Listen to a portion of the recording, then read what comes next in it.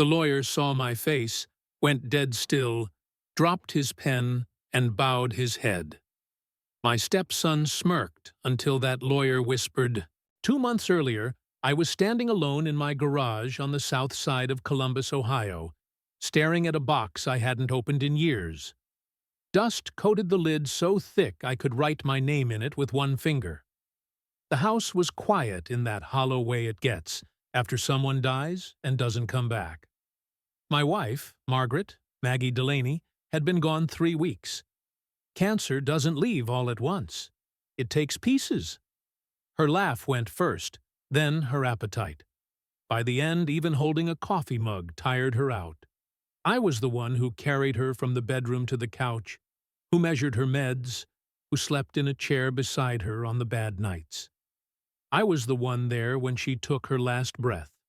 A quiet exhale, like she was finally done arguing with the world. Maggie built her company from nothing. 1 truck, 1 client, a borrowed office with flickering lights. 25 years later, Delaney Freight Solutions had contracts across 3 states and more spreadsheets than I could count. I never worked there, not officially. I fixed things, doors, sinks, a busted hinge on the warehouse office, when she came home complaining about it. To her son, Evan Brooks, that was all I ever was. Evan flew in for the funeral, wearing a black suit that probably cost more than my pickup truck. He hugged people stiffly, checked his phone during the service, and didn't shed a tear. At the graveside, while the pastor was still speaking, Evan leaned close to me and said low and sharp, "We'll talk about the company soon." I nodded. I was too tired to argue. We talked a week later in Maggie's old office downtown. Evan sat where she used to sit, tapping away on his iPad, swiping through charts like he was already in charge. He talked about streamlining, repositioning, protecting the brand. I listened. When he finally paused, I told him the truth. Maggie left control to me. It's in the trust. He laughed. Not loud, just enough to sting. "You? Frank, you changed my mom's oil. You're not qualified to run a lemonade stand." That was the first time he called me uneducated. The second time was in writing. The lawsuit arrived on a Tuesday morning, folded thick and official-looking, delivered by a kid who couldn't have been older than my work boots.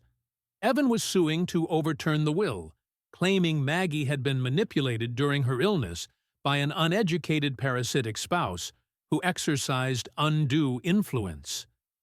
Parasite. That word stuck. By the end of the week, it was all over local radio. Not my name at first, just whispers. Older widower, younger wife's company, questions raised. People at the diner stopped asking how I was holding up. One guy actually moved tables when I sat down. I kept my mouth shut. On Friday, I drove downtown to Franklin County Courthouse for the preliminary hearing. The building smelled like old paper and floor polish, the way courthouses always do. Evan was already there, laughing with his lawyer Derek Klein, a man whose name made people nervous in this city. Klein specialized in tearing people apart politely. Evan glanced at me and smirked. That's when Klein looked up and froze, dropped his pen, bowed his head. That was the moment I started with, the one everyone would remember. But at the time, all I felt was the familiar weight in my chest, the same one I'd carried since Maggie died. I slipped my hand into my jacket pocket and touched the edge of my small black notebook. Habit. I'd carried it for years. Dates, times, names, little things people forgot. I sat down. The hearing began.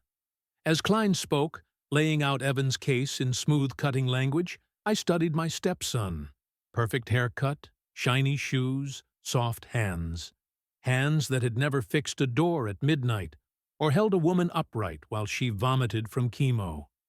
Klein finished by saying, "Mr. Delaney is a simple man." That simplicity was exploited. I didn't interrupt, because I wasn't here to argue. I was here to listen and to remember. When the judge adjourned, Evan brushed past me and said, "This won't take long." He had no idea how wrong he was. That night, back home, I stood in the garage again. I opened the dusty box. Inside were old folders, a faded ID badge, and a brass pin I'd almost forgotten about. I picked it up, felt its weight, and wrote today's date in my notebook. Slow. Careful. Paper doesn't forget, and it doesn't lie. I didn't sleep much after that first hearing. The house creaked the way it always had, settling into the cold Ohio night. But every sound felt louder without Maggie there to tell me to stop pacing. Around 3 in the morning, I gave up and went to the kitchen. I poured coffee I didn't want, leaned against the counter, and stared at the small black notebook sitting by my keys. People think silence means weakness. What it really means is someone is paying attention. I flipped the notebook open. The pages were crowded with my handwriting. Dates, names, little arrows pointing to other notes. It wasn't anything special. A field notes pad I'd been buying for years at the hardware store. Maggie used to tease me about it. "You and that little book," she'd say. "One day, it's going to get you in trouble." I smiled at the memory, then closed the book and grabbed my jacket. By 7, I was driving east toward an industrial park I hadn't visited in over a decade. The radio played old country. Johnny Cash singing about walking lines and carrying burdens. The sun was barely up, throwing pale light across the warehouses. The building looked smaller than I remembered. Same brick, same steel door, different sign out front. I parked, took a breath, and went inside. The security guard at the desk was gray-haired now, his uniform a little looser around the middle. He looked up, squinted, then stood so fast his chair rolled back. "Well, I'll be damned," he said, taking off his cap. "Frank Delaney." "Morning, Joe," I said. He didn't ask why I was there. Didn't ask for ID. Just nodded toward the hallway like he knew this day might come. That was how it usually went. Back when I still worked in transportation compliance, nobody announced me. I didn't carry a badge that impressed people. I just showed up, asked quiet questions, and wrote things down. That's how I earned my old nickname, the Bloodhound. Not because I barked, because once I caught a scent, I didn't let go. I hadn't used that part of my life in years. Maggie's illness had ended it for good, I thought. But as I walked past rows of filing cabinets and humming lights, something settled in my chest. This wasn't about pride. It was about truth. I wasn't there to dig up dirt on Maggie's company. I was there to understand it the way she had. Line by line. Rule by rule. I spent the morning reviewing public filings, audit summaries, compliance reports anyone could request if they knew where to look. By noon, my eyes burned. My fingers were black with dust and toner. I drove to Ray's Diner, the same place Maggie and I used to stop after doctor appointments. Vinyl booths, coffee that tasted like it had been reheated since the Reagan administration. Ray himself poured me a refill and didn't ask questions. "You look like hell," he said kindly. "Feel about the same," I replied. Ray slid into the booth across from me. He was 62, thick forearms, a Union jacket hanging loose on his shoulders. He'd known me long enough not to push. Finally he said, "You going to let that kid run you over?" I stirred my coffee. "No." "Good," he said. "Then don't rush it. Fight smart, not hard." That line stuck with me. Over the next week I fell into a rhythm. Mornings were for paperwork, afternoons for thinking, evenings for small repairs around the house. Things I'd put off while Maggie was sick. A loose hinge, a leaking faucet. I fixed them slowly, carefully, the way she liked. Evan, meanwhile, was busy performing. He sent emails to board members filled with charts and bullet points. He posted smiling photos on LinkedIn talking about honoring my mother's legacy. He carried his iPad into every meeting like it was a shield. At the second hearing, he brought a projector. Klein walked the court through a slick presentation, timelines sliding by in blue and gray. Evan nodded along, confident. When it was my turn to respond, I said very little.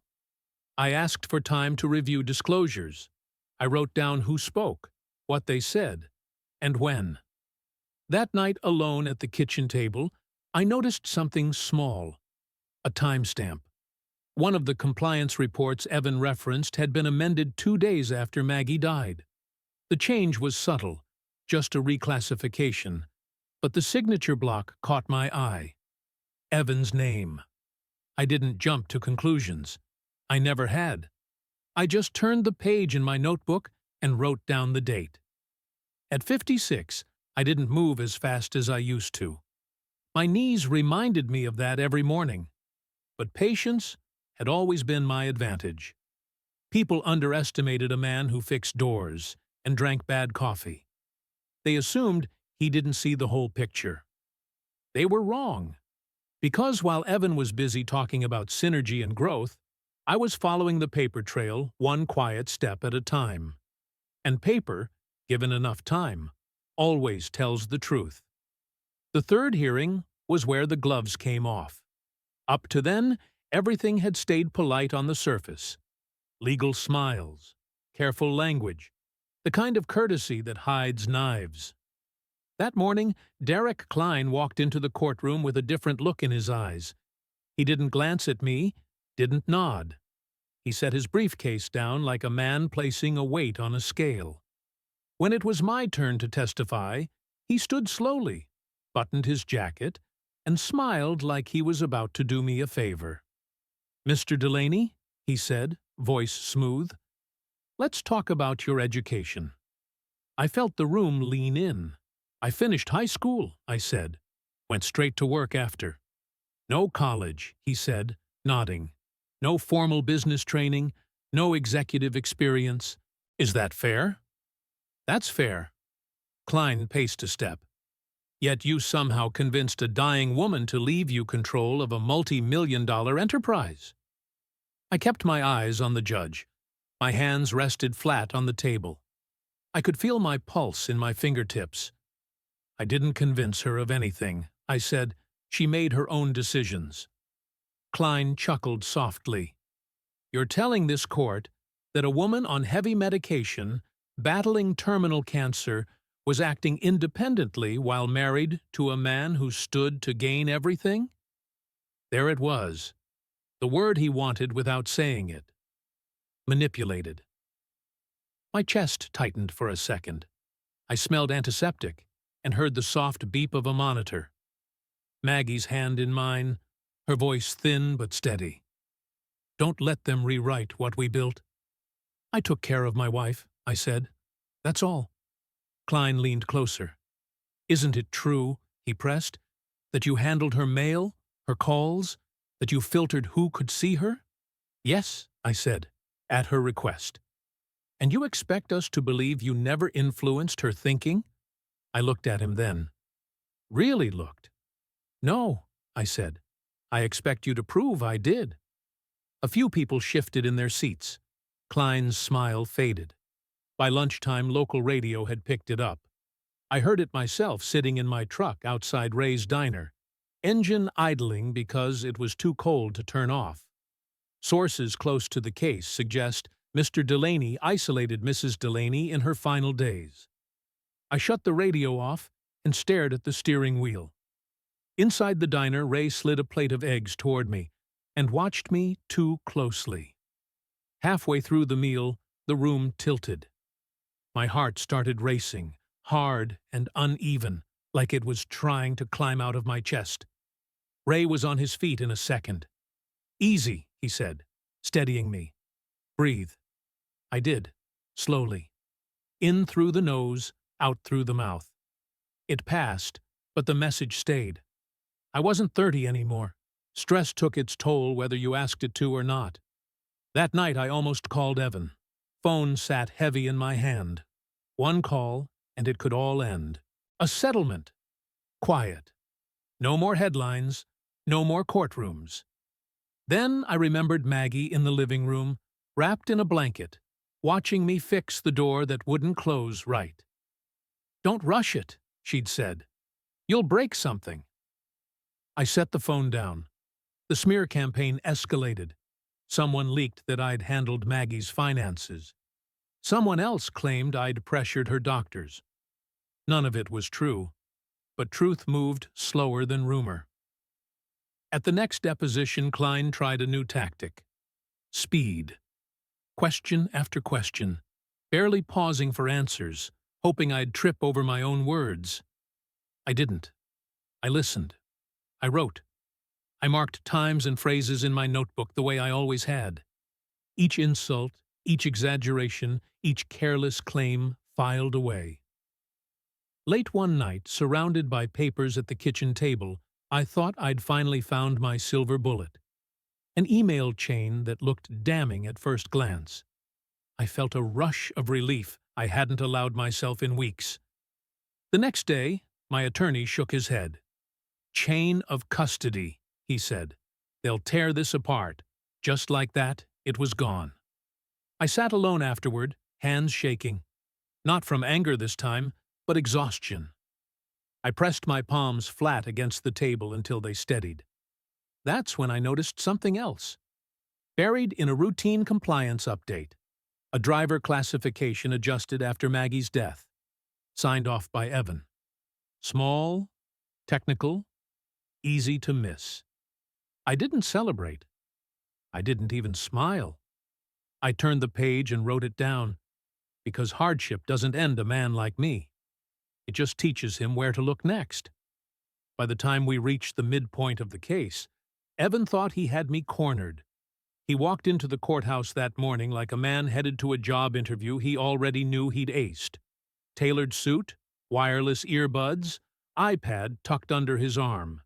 He barely acknowledged me as he passed, except for a tight smile that said, "Watch this." I watched.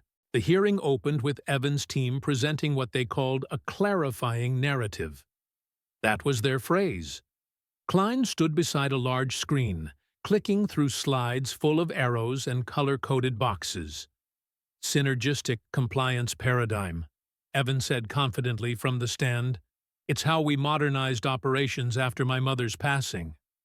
I wrote the phrase down in my notebook and underlined it twice. The judge tilted her head. "Mr. Brooks," she said, "in plain terms, what changed?" Evan hesitated. "Just a beat too long." "We optimized reporting," he said, "reduced redundancies. In my line of work, that was what people said when they couldn't explain the details." I stayed quiet. That afternoon, my attorney filed a narrow request. Nothing flashy. A subpoena for internal audit, safety logs, and driver qualification files covering the 30 days after Maggie's death. Evan's team didn't object. They thought it was routine, boring. It wasn't. The documents came in boxes. Actual boxes, cardboard slightly crushed at the corners, smelling faintly of dust and copier toner. I stacked them in the spare room and went through them the old way, page by page, pen in hand. Field notes open beside me. Patterns don't jump out. They emerge. Evan had ordered a cleanup. Not illegal on its face, but the timing mattered. So did the signatures. So did the fact that a handful of changes made numbers look better than they were. One line stopped me cold. A driver cleared for interstate runs who was under the required age. The rule was simple. No gray area. And the approval date came after Maggie's funeral. I leaned back in my chair and closed my eyes. My heart beat slow and steady now. This wasn't anger. It was focus. I didn't rush to expose it. That's what Evan expected. A dramatic reveal, a confrontation. Instead, I waited. At the next hearing, Evan testified again. He spoke confidently about safety culture and robust oversight. He explained the system as if he'd built it himself. He hadn't. When he said all changes followed standard federal guidelines, I felt the quiet click of a lock opening. That evening, I called Mara Grayson. She answered on the third ring, her voice as sharp as ever. "Frank Delaney," she said. "I wondered when you'd call." "I need you to look at something," I told her. There was a pause. "Then, one last case," she said. "Send it." We talked through the documents slowly, carefully. She didn't add drama. She didn't need to. When she finished, she said, "He doesn't know what he's talking about." "I know," I said. "Timing is everything," she added. "Let him finish his story." That night I slept for the first time in weeks. The next morning, as I drove downtown, I passed a construction crew fixing potholes. Men in reflective vests worked methodically, one section at a time. No rush, no noise beyond the necessary. That's how you fix things. Inside the courthouse, Evan laughed with Klein, confident and loud. He thought the worst was behind him. I sat down, opened my notebook, and waited. Because sometimes the smartest move isn't striking first. It's letting someone else hang themselves with their own words. The courtroom was full that morning. Not just lawyers and clerks, but reporters. A few industry folks Evan had invited for show. And two men from the company's board sitting stiff-backed in the second row. The air felt heavier than usual, thick with the smell of polished wood and old paper. Someone coughed. A chair creaked. Then the judge took the bench. Evan went first. He spoke like a man who believed the room belonged to him. He laid out his case with confidence, tapping his iPad for emphasis, talking about modernizing operations and protecting shareholder value. Klein paced beside him, nodding at the right moments, occasionally glancing at me with a thin smile. I kept my eyes on the table. When Evan finished, Klein rose. "Your Honor," he said, "this case has been about clarity, about separating sentiment from fact. My client has demonstrated responsible leadership during a difficult transition." The judge turned to me. "Mr. Delaney." I stood. That's when Klein finally looked straight at me. His face changed. Not dramatically, just enough. His eyes narrowed, then widened a fraction. His hand tightened on the pen he'd been twirling. It slipped from his fingers, hit the floor, and rolled. For a few seconds, nobody spoke. Klein bent to retrieve the pen, then stopped. He straightened slowly, his expression unreadable, and gave a small, unmistakable bow of his head. "It's really you," he whispered. "I can't believe it." The room went silent. Evan laughed under his breath, thinking it was theater. "Cute," he muttered. The judge cleared her throat. "Mr. Delaney," she said, impatient, "you may proceed." I opened my notebook. The sound of the pages turning seemed loud in the stillness. "I'd like to ask Mr. Brooks a few questions," I said. Klein hesitated, then nodded briefly. I faced Evan. He looked amused, relaxed. "Mr. Brooks," I said, "you testified that all compliance changes after your mother's death followed federal guidelines. Is that correct?" "Yes," Evan said easily. "Absolutely." I glanced at my notes. "And you personally approved those changes?" I did. I walked to the table where the exhibits were stacked and lifted a single folder. Just one. "Let's talk about this document," I said, holding it up. "Driver Qualification File 2117B. Approval dated May 14th. Evan nodded. "Yes." 2 days after your mother's funeral," I added. He shifted slightly. "We had to keep operations running." "Of course," I said. "Now, can you tell the court the minimum age requirement for interstate commercial drivers under federal regulation?" Evan blinked. 21, he said. "Everyone knows that." I nodded. That's correct. I turned a page. And the driver approved in this file. How old was he on May 14th? Evan hesitated just for a second. 20, he said.